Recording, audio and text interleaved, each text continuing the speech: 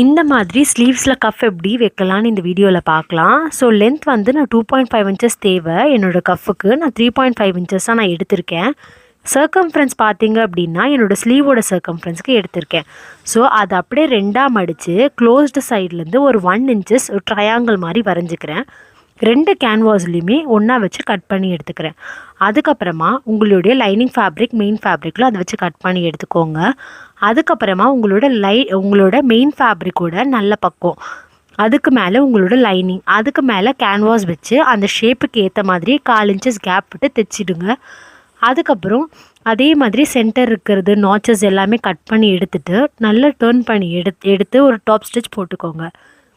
அதுக்கப்புறமா உங்களோட ஸ்லீவோட நல்ல பக்கத்துக்கு மேலே உங்களோட கஃபோட நல்ல பக்கத்தை ஃபேஸ் பண்ணி அதுக்கு மேலே லைனிங்கை வச்சு ஒரு 1/2 இன்ச்சுக்கு ஒரு தையல் போட்டு எடுத்துக்கோங்க.